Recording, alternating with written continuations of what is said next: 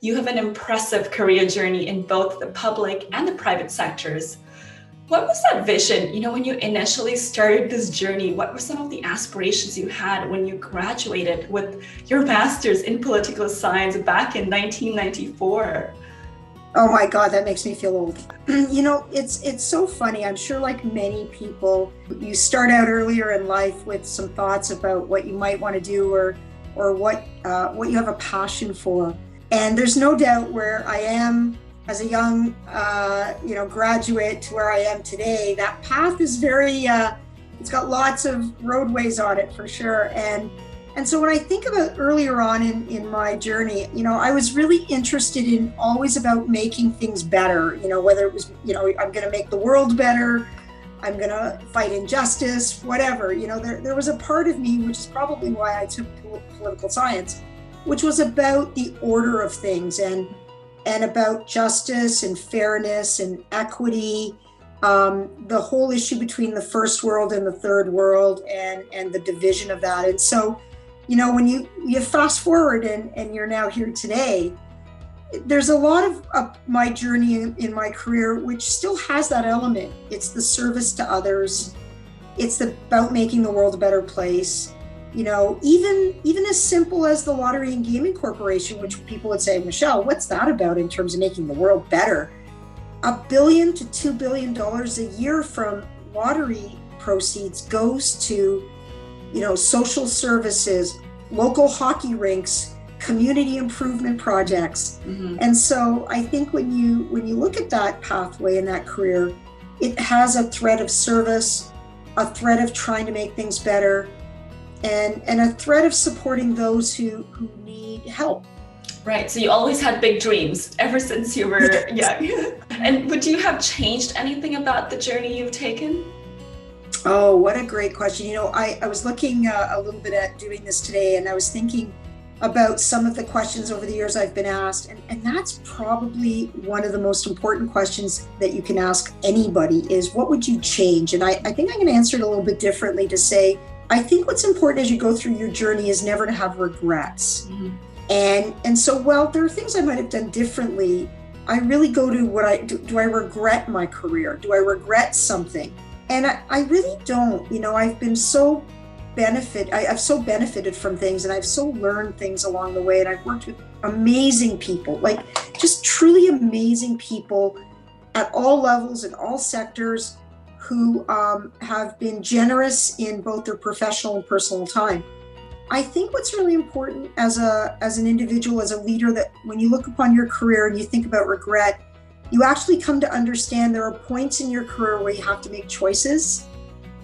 And you should just learn to understand that you never make a wrong choice, you just make different choices. I think if people dig deep, they should always regret if there's been things they have done that have impacted people negatively, but they should never regret their choices, because no choice is wrong, they're just different.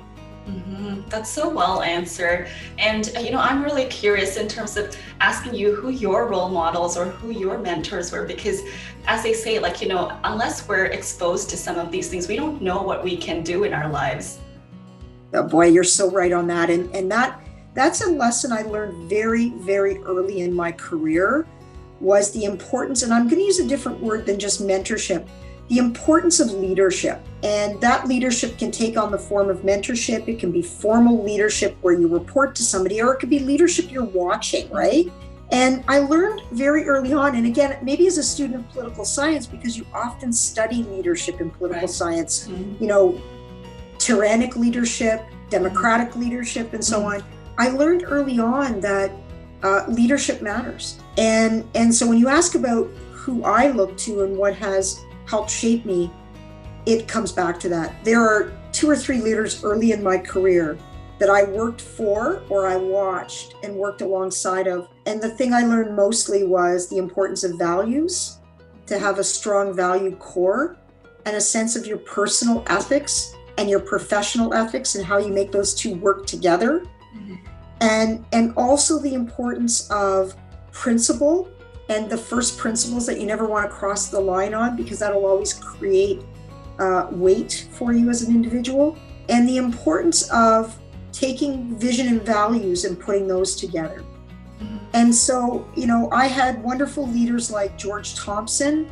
George Thompson was the youngest family court judge in this country at that time.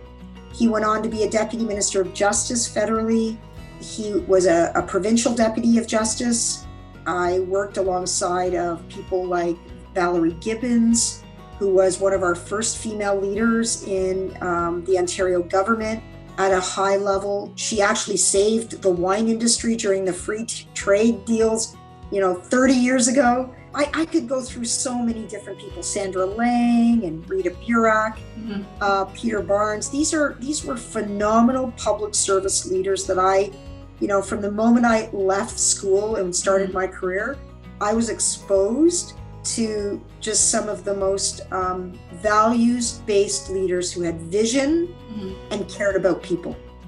That's so important. And, what are your top values, Michelle, as a leader? Oh, I always say values are an interesting conversation. If I was to ask you, what are your top 10 values, you would list them. But our values come into conflict all the time. I always think of a professional situation where we value confidentiality, and yet we still have to share information at certain levels, right? And how do you make those work? So when I think about my top values, I will come to 3, because I think, there are many more around this, but there's no doubt I value integrity as being, I think people have to trust you. And that doesn't mean we don't make mistakes. It doesn't mean we don't sometimes take a little bit of liberty with information, but fundamentally the core has to be true. I value excellence and competence.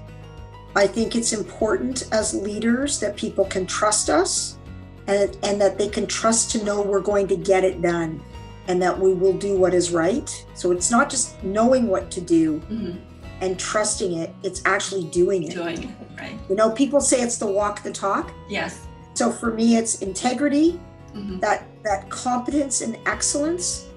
And I truly value courage, people having the courage to step forward into the fire, not away from it. And maybe fire is the wrong analogy, but that in those moments of truth, in those moments of where everybody is expecting somebody to stand up and say this is wrong, or to say this is where we have to go, or to say, this is what is expected, and that you will step inward, not away, is, I think, probably one of the most important things as well. And I usually call it courage. Look at our world these days. We need lots of people with courage and integrity.